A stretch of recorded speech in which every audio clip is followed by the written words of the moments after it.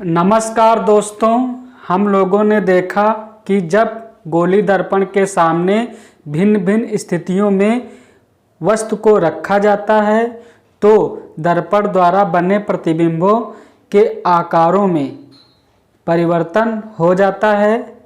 अतः इसके लिए हम एक नई परिभाषा की बात करते हैं। देखते हैं गोली दर्पण द्वारा रेखीय आवर्धन।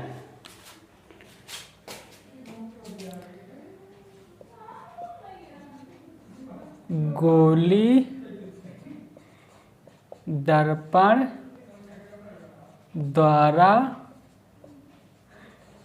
रेखीय आवर्धन, लीनियर मैग्निफिकेशन, इसको हम स्मॉल एम से रिप्रेजेंट करते हैं। परिभाषा याद करना है। दर्पण द्वारा, कौन से दर्पण? गोली दर्पण द्वारा, ठीक। गोली दर्पण द्वारा बने प्रतिबिंब की लंबाई तथा वस्तु की लंबाई, गोली दर्पण द्वारा बने प्रतिबिंब की लंबाई तथा वस्तु की लंबाई के अनुपात को क्या कहते हैं? रेखीय आवर्धन कहते हैं, ठीक। या फिर ऐसे बोल सकते हो, दर्पण, गोली दर्पण द्वारा या दर्पण द्वारा बने प्रतिबिंब के आकार तथा वस्तु के आकार के अनुपात को गोली दर्पण का रेखीय आवर्धन कहते हैं। इसको हम इस तरह भी रिप्रेजेंट कर सकते हैं।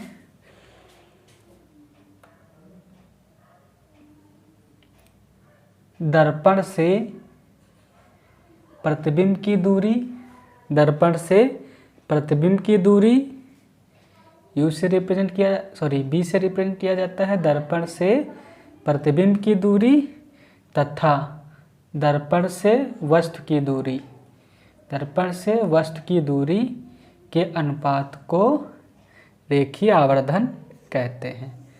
इसको हम दोनों तरह से रिप्रेजेंट कर सकते हैं या बता सकते हैं इसकी परिभाषा। अब इसकी बीमाहीन राशि होगी एक्स्ट्रा के इन्फॉर्मेशन के लिए। अब प्रूव करना आ जाता है। गोली दर्पण द्वारा सिद्ध कीजिए कि रेखीय आवर्धन बराबर इतना होता है, ठीक। कभी कभार गोली दर्पण ना करके वो लोग इसको कह देते हैं अवतल दर्पण द्वारा। गोली दर्पण ना कह के क्या कह देंगे? कह देंगे अवतल दर्पण द्वारा या उत्तल दर्पण द्वारा क्या रेखीय आवर्धन का सूत्र निगमन कीजिए। देखते हैं भाई, सबसे पहले देख लेते हैं अवतल दर्पण द्वारा रेखीय आवर्धन। सबसे पहले बना लेते हैं एक अवतल दर्पण। लैंग्वेज आप लिखते चले जाइए थोड़ा थोड़ा करके। माना M1 क्या? माना M1 व M2 एक क्या है? अवतल गोली दर्पण है। इसका ध्रुव कैपिटल P,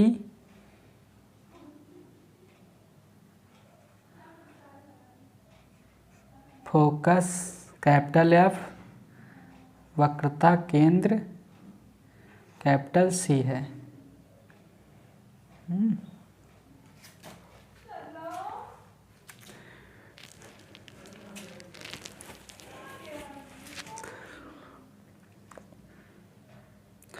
अब इस गोली दर्पण के सामने एक वस्तु रख दिया।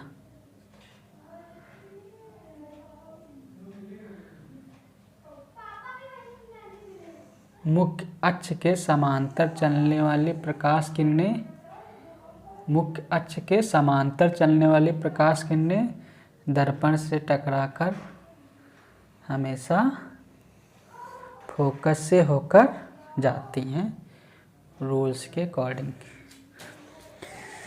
दूसरी, वक्रता केंद्र से जाने वाली प्रकाश किरण दर्पण से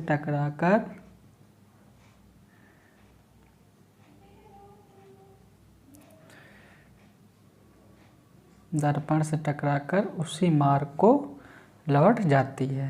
जहाँ पे दोनों किरणें मिली वहीं पे इसका प्रतिबिंब बन जाता है। इसको मान लेते हैं ओ डैश, इसको मान लेते हैं आई डैश इमेज।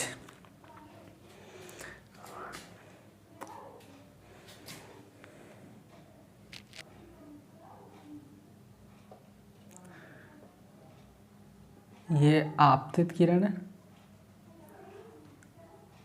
आपतित किरण,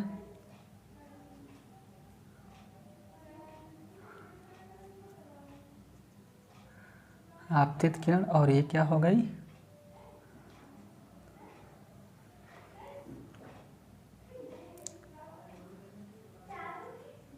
ये क्या हो गई, परावर्तित किरण।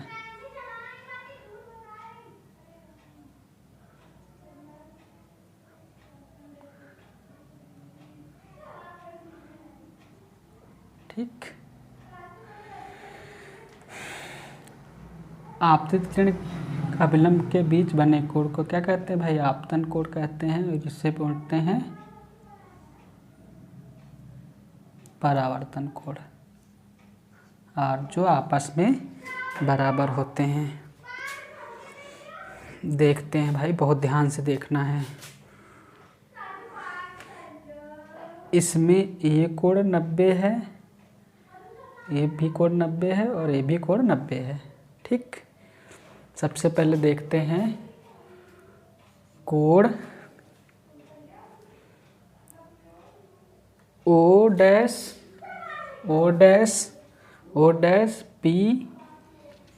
पी और ओ, आई कोण। फिर क्या होगा, ओ डैश, तो इमेज यहाँ से चालू किया तो यहाँ पे क्या होगा,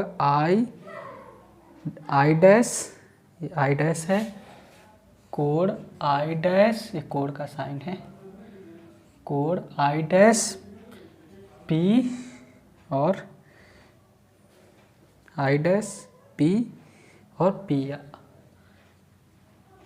आई ना, आई डैश पी और आई क्या है, कोण आई आर बराबर होते हैं ना। ये कितना, कोण आपतन कोण परावर्तन कोण आपस में बराबर होते हैं। अब इसमें देखते हैं कोण ओ डैश पी ना, कोण ओ डैश ओ पी बराबर होगा, ये 90 कोण है तो क्या होगा, कोण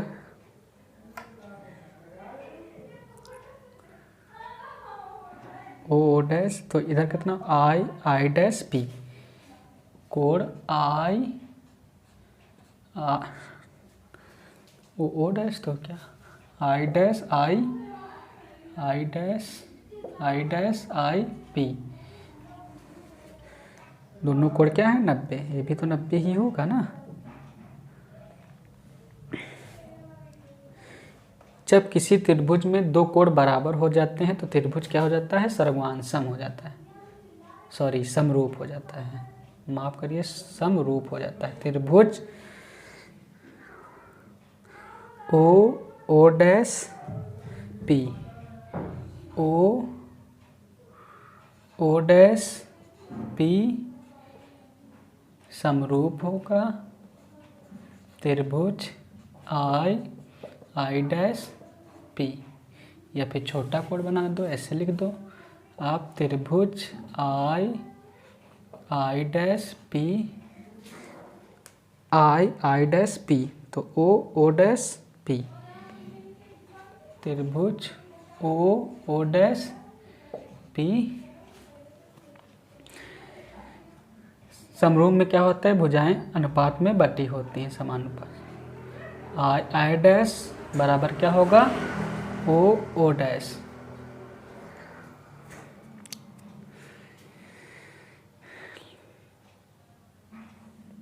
चाहे आई पी ले लो, चाहे आई पी ले लो, चलो हम लेते हैं पी आई, इधर लेते हैं पी ओ। अब यहाँ से आपको समझना है क्या होगा, आई डैश को हम मान लेते हैं कैपिटल आई, प्रतिबिंब का आकार या लंबाई, और ओ डैश इसको मान लेते हैं कैपिटल ओ, इसको मान लेते हैं कैपिटल आई। आई डैश क्या हुआ, प्रतिबिंब का आकार या लंबाई, वस्तु के लंबाई, है ना। अब देखो ऊपर वाले हिस्से पे क्या होता है, पॉजिटिव, नीचे वाले निगेटिव, तो ये क्या होगा निगेटिव, ये क्या होगा पॉजिटिव। ठीक, इधर आते हैं, दर्पण से प्रतिबिंब की दूरी क्या कहलाती है, माइनस का v, इधर वाली माइनस उधर वाली प्लस इस ओर, और दर्पण से वस्तु की माइनस का u। ठीक, तो ये हो गया I अपॉन ओ माइनस का, ये कितना माइनस माइनस का प्लस हो गया बी यू, ये माइनस उधर गुणा कर दिया तो क्या आ जाएगा, आई अपॉन ओ बराबर माइनस बी अपॉन यू, इस रेखीय आवर्धन के बराबर होता है।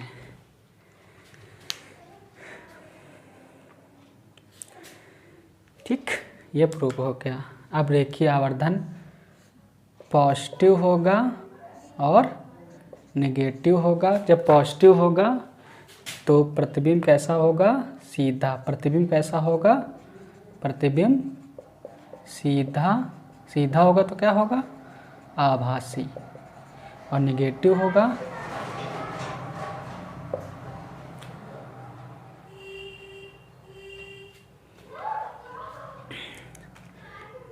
होगा तो प्रतिबिंब कैसा होगा, प्रतिबिंब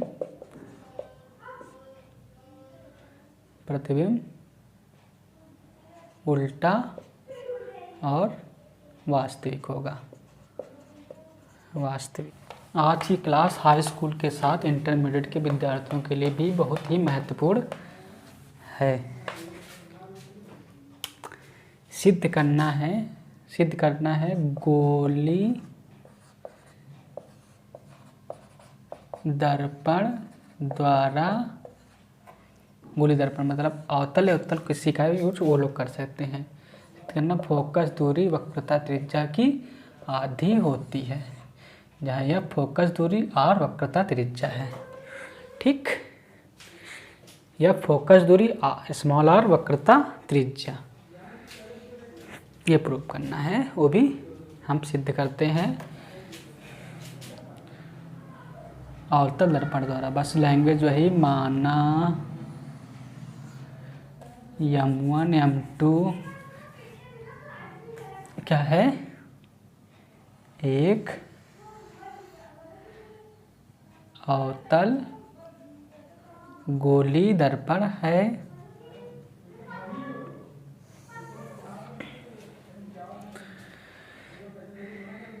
जिसका ध्रुव P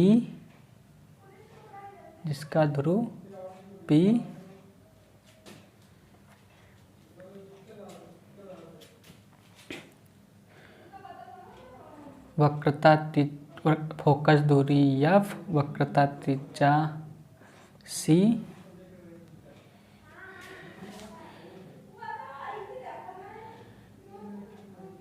एक वस्तु यहाँ पे रखी है, मान लिया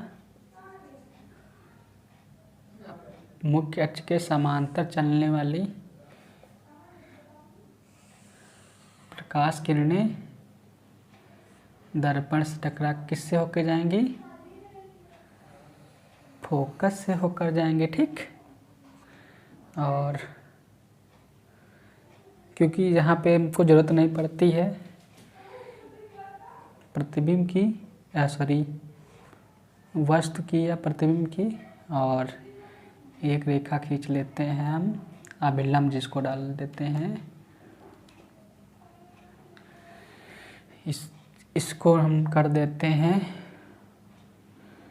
ए, चलो ओ लिख देते हैं, इसको ओ, इसको ए मान लेते हैं, इसको बी मान लेते हैं, ठीक।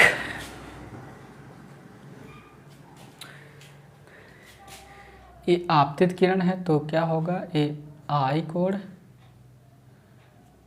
ये परावर्तित किरण है तो होगा आर।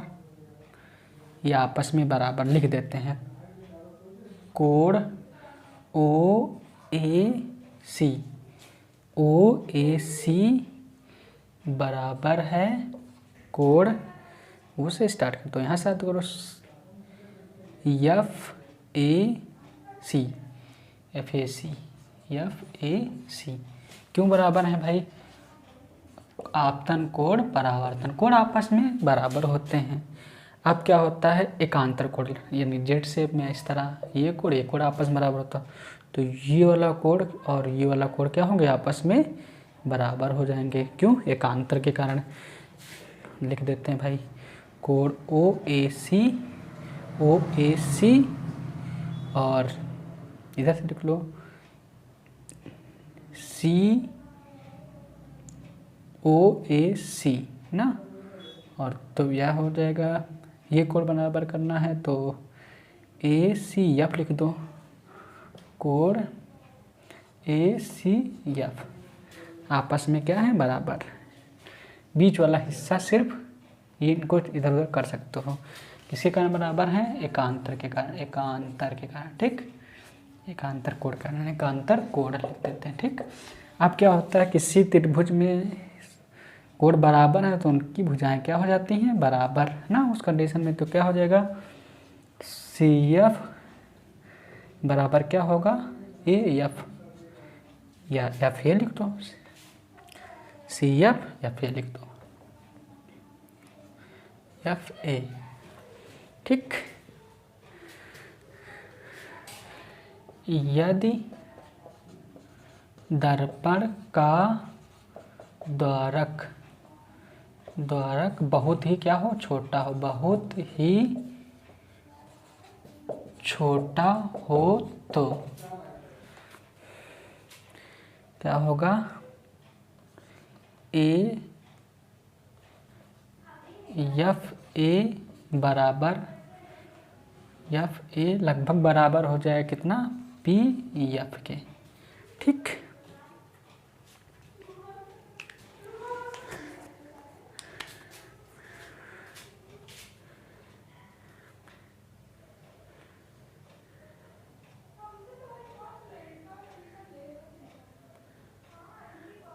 अब ये भुजा आपस में क्या हो गई? लगभग बराबर ना, तो ये हम लिख सकते हैं क्या?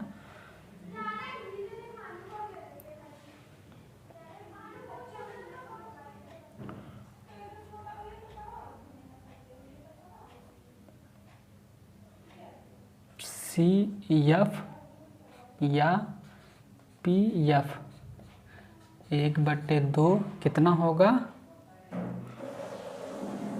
कितना होगा भाई? पूरा कितना? चाहे पी सी लिख दो चाहे सी पी लिख दो, जैसे चाहो आप लिख दो, पी सी। इस दूरी को एफ मानते हैं, इस दूरी को भी एफ, तो एफ प्रूव होगा 1/2। पी सी कितना होगा? यहाँ इसकी दूरी कितना? स्मॉल आर या कैपिटल आर, जो चाहो आप यूज कर लो। ये कितना होगा? Small are. फोकस दूरी त्रिज्या की आधी होती है, कैपिटल आर यूज कर सकते हो, ठीक। इस तरह ये प्रूव हुआ।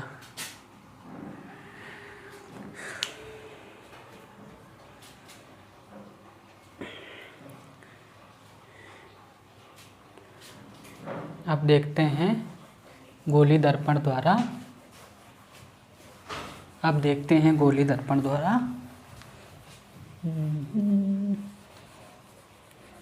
सिद्ध कीजिए 1/f बराबर 1/u प्लस 1/v।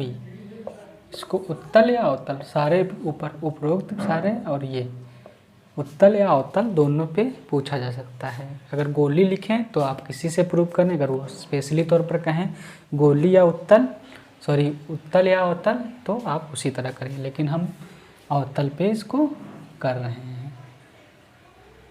मोस्ट है, ध्यान से सीखने की ज़रूरत है।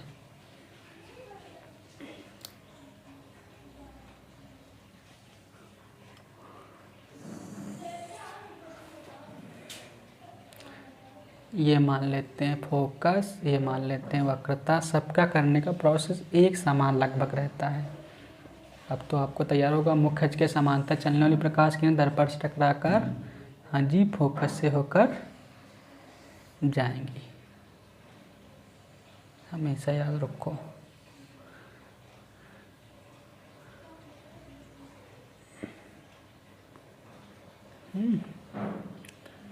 और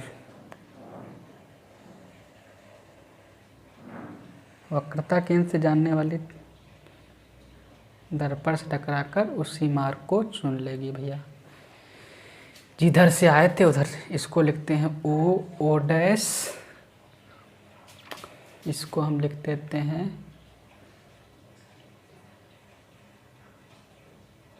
आई डैश, और इस पे डाल देते हैं अभिलंब। इसको हम लिख देते हैं पी, तो लिखा ही जाएगा पी। इसको हम लिख देते हैं ए, इसको लिख देते हैं या। अच्छा,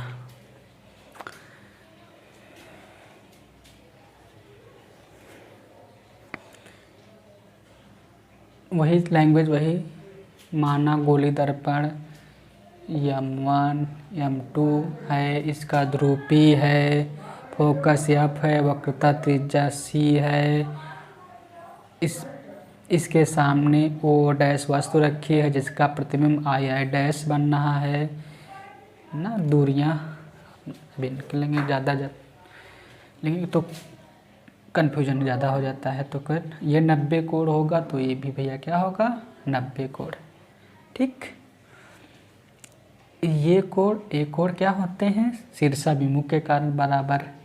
ठीक, तो देखते हैं भाई, ओ डैश, सॉरी यहाँ से लिख लेते हैं, कोण ओ डैश ओ और सी, ओ डैश ओ सी बराबर हैं इसके आई से 90 से चला, तो आई डैश सी, कोण आई डैश सी। जहाँ से स्टार्ट 90 से स्टार्ट, तो यहाँ भी 90 से स्टार्ट करो। किसके कारण बराबर है, ये कोण 90 और ये भी कोण 90। किसके कारण, समकोण के कारण बराबर है। समकोण मतलब 90 अंश, समकोण के कारण बराबर हैं। अब चाहे यहाँ से लिख लो ओ, चलो ओ डैश सी लिख लेते हैं, ओ डैश सी और ओ डैश, आप ऐसे भी लिख सकते हो ओ सी ओ डैश ना। कोण आई डैश, यहाँ ओ डैश, तो यहाँ I dash I dash I और सी किसके कारण बराबर हैं, यहाँ पे लिख देते हैं शीर्षा भी मुख के कारण,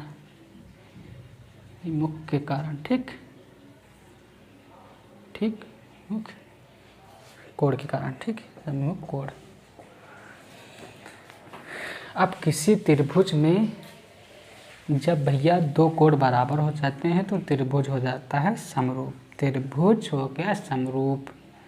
कौन कौन? ओ, O dash, O dash C. त्रिभुज हो गया समरूप किसके? आई डैश सी के। आई डैश सी के। ठीक, अब इसको लिख लेते हैं ओ डैश, इधर क्या होगा? I dash. ठीक, दूरियां हम ऐसे इधर वाली लेंगे, ये वाली दूरियां लेने की जरूरत नहीं। तो क्या होगा? सी ओ या ओ सी। चलो हम ओ सी लिख देते हैं ऐसे, जैसे वो लिखें तो ओ सी, तो इधर क्या होगा? ऐसे ही जाएगा आई सी। ठीक, इसको हम लिख देते हैं इक्वेशन फर्स्ट। ठीक, अब यहाँ पर चलते हैं। ये देखो दोस्तों, ये 90 है तो ये भी 90 है। ठीक, ये और ये कोण आपस में बराबर हैं। अब बार बार वही चीज़ लिखने की ज़रूरत नहीं है। क्या हो जाएगा? त्रिभुज 90 स्टार्ट करो, 90 स्टार्ट, एन ए एफ। ठीक, एन ए एफ समरूप है त्रिभुज किसके? एन ए एफ त्रिभुज किसका? यहाँ से भी स्टार्ट होगा आई डैश और किसके? एफ के। ठीक, तो क्या होगा? इधर एन ए 2 इधर ले लिया, इधर कितना होगा? I dash. ठीक, इधर क्या होगा?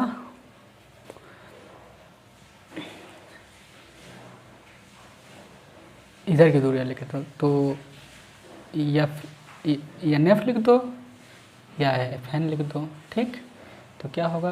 F N. ठीक, ये दूरी। ठीक, एफ एन, तो इधर क्या होगा? एफ आई एफ है। ठीक, एफ एन। अब देखो, बहुत ध्यान समझो, एन ए जो होगा, एन ए क्या होगा?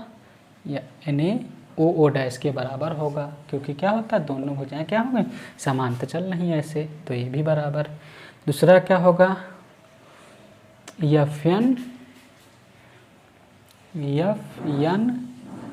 लगभग बराबर हो जाए कितना? पी एफ के। क्योंकि क्या? दर्पण का द्वारक बहुत ही छोटा है। तो यहाँ लिख देते हैं ओ डैश, यहाँ होगा आई डैश, इधर कितना होगा? पी एफ, और इधर कितना? F I. अब इसको डालते हैं इक्वेशन सेकेंड। अब देखो, ये वाला हिस्सा और ये वाला हिस्सा बराबर है, तो क्या लिख सकते हैं यहाँ पर? यहाँ लिख सकते हैं ओ सी समीकरण 1 तथा 2 से आई सी, इधर कितना होगा? P F upon F I. यहाँ पर हम लिख सकते हैं समीकरण 1 तथा 2 से। ठीक, समीकरण 1 तथा 2 से। अब हमको लेना है ओ सी लेना है, तो हम क्या लेते हैं? सीधे पी ओ लियो। ठीक, सीधे क्या लिया? पी ओ, सीधे लिया पी ओ, और पी ओ से क्या कर दिया? पी सी हटा दो, बचा क्या? सिर्फ ओ सी या सी ओ बचेगा। ठीक, इतनी पूरी ले लिया, उसमें इतना हिस्सा हटा दिया, तो इतना हिस्सा ही बचा। आई सी निकालना है, आई सी, तो हम क्या लिखते हैं? पी सी पूरा लिख लेते हैं। पी सी पूरा लिख दो और उससे पी आई घटा दो, पी आई हटा दिया। ठीक, क्योंकि हमको दूरियां नहीं पता होती ना, इस वजह से करते हैं। तो पी एफ तो हमको पता है, पी एफ ना, पी एफ की जगह हम वैसे लिखा रहते, पी एफ ऐसे लिखा रहने देते हैं। ठीक, एफ आई निकालना है, एफ आई ना, तो हम क्या कहते हैं? पी आई लिख लो। कितना? पी आई लिखा और क्या किया? पी आई लिखा, पूरा लिख लिया, और उससे क्या करो? पी एफ हटा दो, पी एफ हटा दिया। ठीक,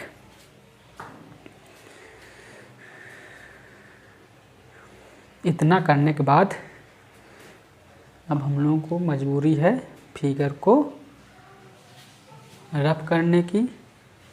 ठीक, अब इसको फिगर को हम कर देते हैं रफ। ऊपर वाले हिस्से को भी रफ कर देते हैं, इधर वाले हिस्से को भी रफ कर देते हैं, इसको प्रूव कर देते हैं। दर्पण से वस्तु की दूरी, फिगर नहीं रफ करना था, फिर भी दर्पण से वस्तु की दूरी को हम किससे रिप्रेजेंट करते हैं? U से, दर्पण से वस्तु की दूरी। ठीक, दर्पण से वक्रता त्रिज्या की दूरी, स्मॉल या कैपिटल जो भी चाहो यूज कर सकते हो। ठीक, यहाँ भी R यूज किया जाएगा। दर्पण से प्रतिबिंब की दूरी, माइनस होता तो प्लस हो जाएगा। ठीक, इधर की दूरियाँ सब माइनस ली जाएंगी। अभी फिगर लास्ट में बना के समझा देंगे। दर्पण से फोकस की दूरी, दर्पण से फोकस की दूरी स्मॉल f, वैसे सब लिखा ही है उसमें। दर्पण से प्रतिबिंब की दूरी माइनस यूज करेंगे, माइनस। और दर्पण से फोकस की दूरी माइनस है तो प्लस का होगा f।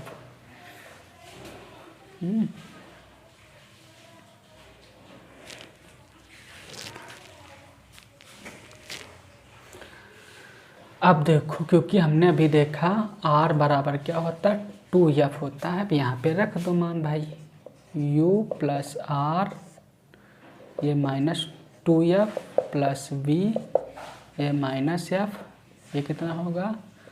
Minus b plus f। Cross गुणनखंड कर लेते हैं। ये कितना? माइनस माइनस का क्या होगा? माइनस माइनस प्लस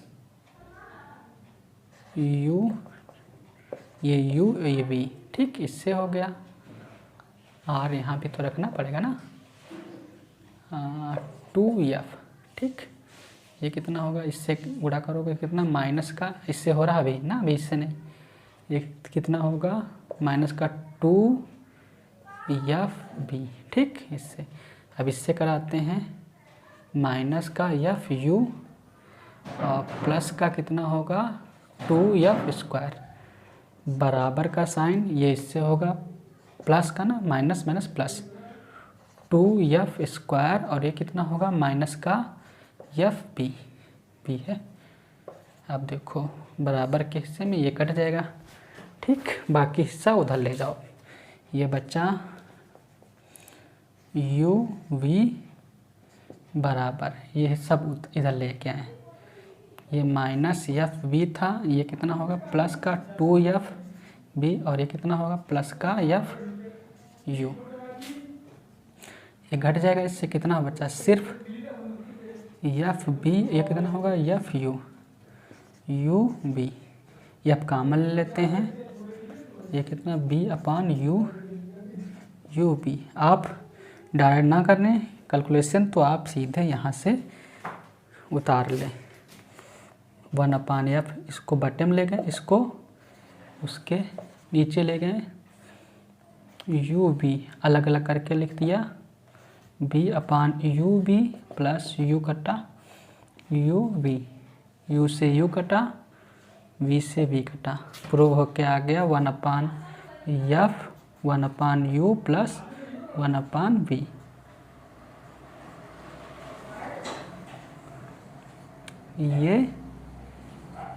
ये प्रूव हो गया 1/f 1/u प्लस 1/v।